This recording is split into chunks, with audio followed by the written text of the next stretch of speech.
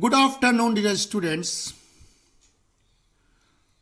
So, almost I have completed the course of population studies, but for the sake of relevancy, there were few topics deliberately left for you for the certain causes. Students, yesterday I told you about the Meadows beyond the limit theory, which related population issues with environment, and that was a relevant issue. And today one more view or model of population is Encke's view on population, that is called as tempo model. So this is the paper of MA semester 3rd students who had opted the population studies as a specialized paper. Just I am packing up this syllabus with these two important views on population. Okay, so let's start the Encke's tempo model.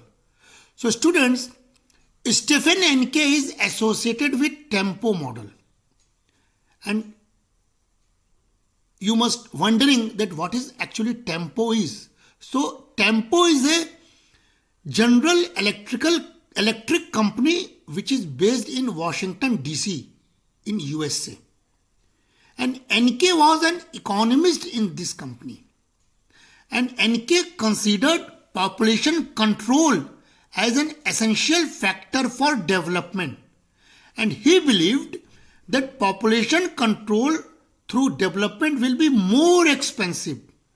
So introducing the Encke's tempo model, you have to write background of this model, and background is associated with the name of Encke, explanation of tempo, and main two themes which Encke elaborated in this model, that is linked with the population. That means he considered population control as an essential factor for development, and also he believed that population control through development will be more expensive. And students, this is very much important for a country like India in the modern scenario. Okay, so Encke view was, I am quoting, that population control should be given the first priority and then development can be achieved. Unquote. So this is very much important in the country like India, where everybody is believing that through development population may control, but the situations are different.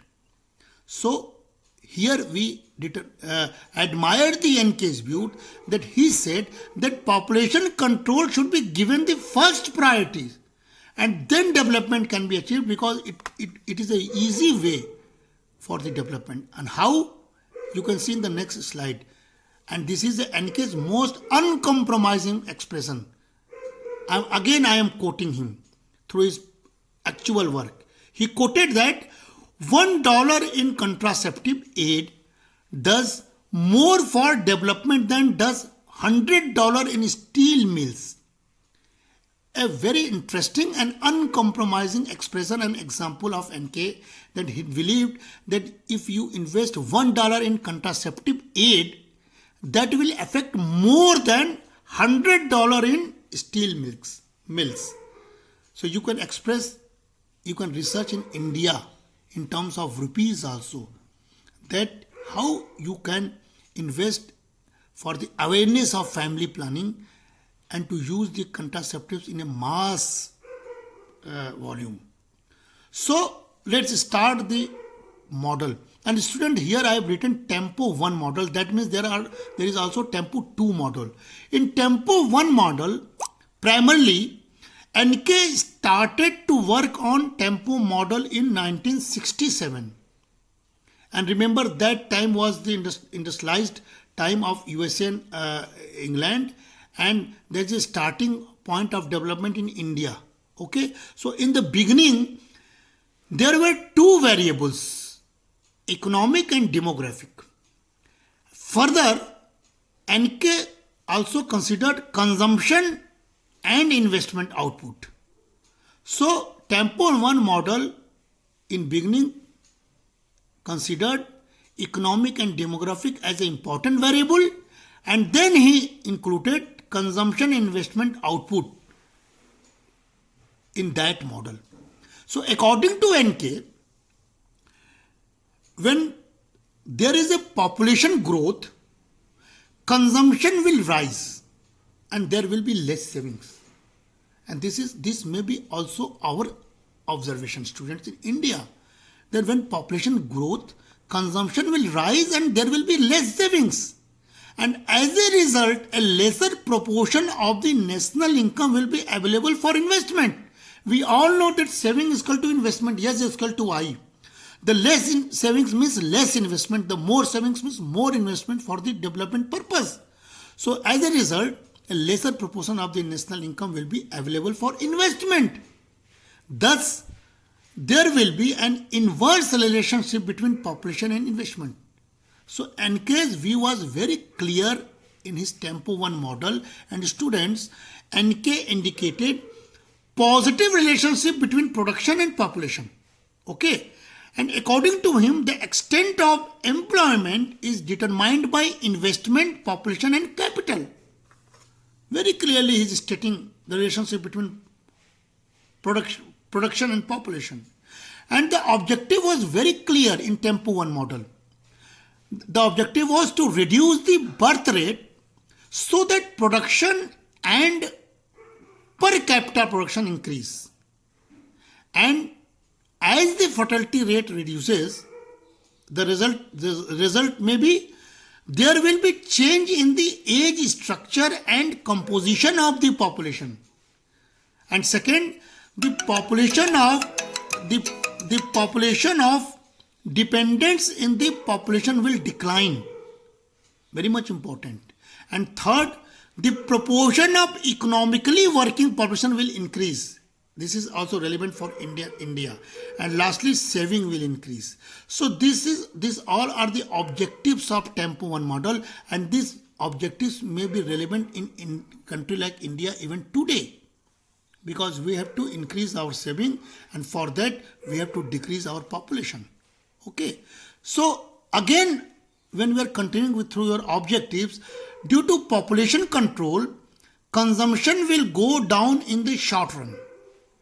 But against this, production will not decrease immediately, because children below 15 or 18 years are not included in the labor force. Okay. So due to decline in birth rate, labor power will also decrease, but its extent will very small compared to the increase in capital. So students, per capita saving will rise.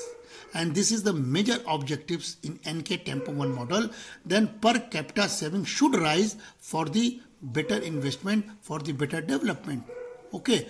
But there are certain deficiencies in this model also.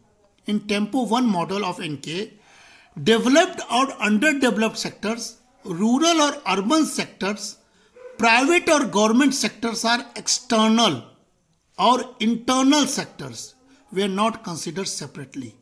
Through this deficiency, Tempo 1 model was criticized, and then comes NK Tempo 2 model, where NK elaborated these two types of sectors. Okay, so in these Tempo 2 model, the first one is the modern sector, and in this sector there is a population growth due to natural reasons and migration. The labor force is mixed. Some laborers are skilled and trained, while others are unskilled and untrained. Both the labor power and capital goes on expanding. And students, in the modern sector, technology is an additional component, and capital, employment, growth and population affect the savings. So this is the case of modern sector in Tempo 2 model. And then when we're talking about the backward subsistence sector, second one, in this sector, there is more migration, population growth is high, technology, income, capital, savings, and employment are at low levels. So, in Tempo 2 model, NK added, bifurcated these two sectors, and then he also suggested few things, and that is the effectiveness of investment. And then NK quantified the effectiveness of investment in the following sector, and this is very much important, and this is also relevant in India even today. And what are those sectors? First is family planning. Say the hierarchy, say the chronology. You have to deal first with family planning and then to defense. So first is family planning, then welfare, then education, then health, then public planning, then general administration, then social and economic amenities, and lastly defense. So these all 8 sectors are the effectiveness of investment. Through this, investment will become more effective. So in this effectiveness, you can see family planning is getting first priority, what NK told in the first model. So the consequences of the population control may be narrated as the consequences of population control will be found to be beneficial in the sectors in which the extent of empty land is more. We can increase the pace of development by reducing the birth rate rather than reducing the death rate. And students, thus, in order to achieve good results, a nation must increase GNP and reduce population growth. Ultimately, NK's suggestion was to reduce the population growth for the real development. So these all are the consequences. And there are one more terms, students, and that is called as super effectiveness. According to NK, due to implementation of the family planning program, consumption declines and saving increases and investment also increases. And due to this, benefits worth many times this amount can be obtained, and he calls it as a super effectiveness ratio. So this is how the theory of NK is, and I will tell you the last topic tomorrow, that is Simon's view.